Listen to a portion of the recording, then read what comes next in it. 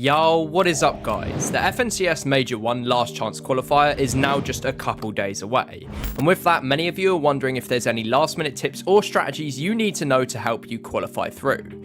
In this video, I'm going to talk you through everything you need to know and give you some crucial tips so you can perform better in the Last Chance Major this week. Please do make sure to drop a like and subscribe as we aim for 30,000 subs in 2025. So part 1 of this video, I want to talk you through everything you need to know about the Last Chance Major. So starting off, I want to talk about the format, obviously, for the Last Chance Major. Now it will be held on the 12th and 13th of February, so in just a couple days time at the time of me recording this. Now in order to play, you have to be in Divisions 1, 2 or 3 and have played in one of the divisional cups this season. So pretty much this tournament is open to all players who have played one of the cups this season. Now to qualify through, you need to place in the top 33 teams on day 1, which will then allow you to play in round 2 on February the 13th. Now these 33 teams that qualify through will then face off in 3 games, where similar to the reboot rounds that we've seen before in previous seasons, the winner of each game will earn a ticket straight through to the grand finals, where over $2 million is up for grabs. Now in terms of the points format, it's exactly the same as the format which has been used for both Division 2 and 3 all season. This is of course where each elimination is just worth 1 point and the win is worth 65 points, so obviously 65 kills is worth the same as a win. Now from this we can work out that again it's a very heavy placement format. Now this means that games are likely to be stacked and most likely have Storm Surge in pretty much all your games. Now moving on to my second part of today's video, I want to give point estimations on the amount of points I think you will need to make the top 33 teams and progress through to round 2.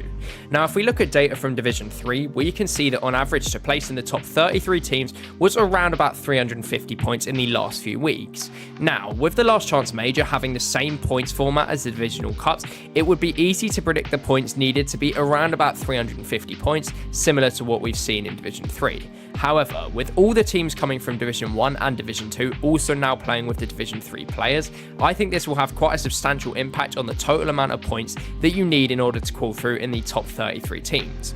My estimate, and again this is only an estimate, is going to be around 370 to 400 points to be the range that you need to qualify in the top 33 teams, but I would like to say that this is only a prediction as we don't know exactly how many players will queue up on the day to play. Now I'm going to start talking through some tournament strategy which you can use for Last Chance Major, and most importantly the importance of game 1. Now the first thing to note of course is the importance of the first game. In a tournament where it is only 1 day to qualify like what we have with the Last Chance Major, it's crucial that you have one big game to start off the tournament.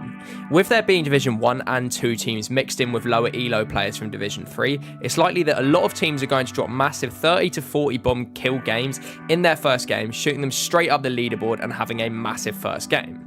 Now it is up to you to make a decision. If you are a very strong fighting team, you can try and replicate this if you're confident that you can drop a high kill game. Then I would recommend you go for it, but also you need to keep in mind that 1 win is equal to 65 kills, so still make sure you get deep into that game as the placement is also just as crucial. Now, due to the format, it's not absolutely crucial that you have to get lots of eliminations, even though most of the top teams will. If you can play consistently for a lot of top 3 and top 5 placements, you can call off of consistency instead of having to drop high elim games. The placement points increase so heavily within the top 5 teams that if you come 5th, for example, you're going to earn 40 points from placement, but if you then win the game, you're going to earn 65. That's a massive 25 point swing. So it's a lot more crucial than anything that you get a top 3 placement in your first game to help give you that kickstart up the leaderboard to start off the tournament. So now I'm going to talk about part 4, which is going to be what you should do in your remaining games after dropping that good first game. I'm going to tell you guys what strategy should you use in order to keep yourselves at the top of the leaderboard and staying competitive. Well, by looking at teams that come top 33 in the recent Division 3 Cup, many of them have multiple wins or many top 5 placements. Now it's not absolutely crucial that you do win games, the more important part is that you access those top 3 to 5 placement points. Once you have a solid foundation from the first game, take it 50-60 points, you want to try and get another 2 to 3 top 3 placement games from your remaining 9 games. Now it is inevitable that there will be games where you go down off of spawn, but this doesn't actually matter so long as the games that you survive off of spawn, you end up making them count and access those top 5 and top 3 placement points. Now what I mean by this is that in those games where you do get into endgame, you need to make sure that you turn them into top 3s, and that is really if you do want to qual. I would recommend over the next few days before the tournament happens, practice as much as you can in scrims and try and perfect getting deep into endgame with your trio, as this will be crucial to your success in the Last chance major if you really want to be one of those 33 teams. Moving on to my 5th point of today's video, I want to talk about your time management during the last chance major. Now, queuing at different times throughout the tournament will either give you easier, which are going to be less stacked lobbies, or harder, which are going to be much more stacked lobbies, potentially with Storm Surge. Now, the majority of the games within the tournament will be stacked as it's a placement heavy format, but you can time your queue potentially to get more dead lobbies. For example, if you late started by 15 minutes, you might get a dead lobby and a lower elo lobby because people will still be on 0 points, and this may mean that it's then easier to get a top 3 placement. Or you could look to queue with just 20 minutes left of the tournament, which again might mean you get a dead lobby, and the reason for this is because the average game is about 26 minutes, so people aren't going to be able to win the game and then get another queue, so many people will try and just W key each other and get as many points as they can off of elims and then get into a final game. So you can either choose to do this and W key, or you can camp out placement and go for the win, but of course this decision depends on how many points you have and whether you're going to have enough points to get into the top 33, depending on how you play it. But again, there's just different strategies that you can use with time to affect what sort of lobby you're going to get, so I'd make sure you keep this in mind when you are playing.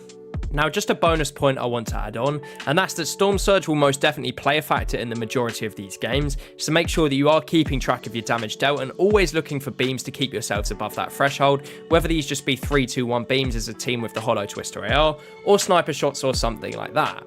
Now, if you are the IGL, it's your job to position your team in good view areas like natural high ground or in good common positions where people are going to rotate through, so you can get more tags to help stay above Surge. If you found this video helpful, click this video on screen to learn about 10 tips I wish I knew sooner when trying to improve at Fortnite. Subscribe for more.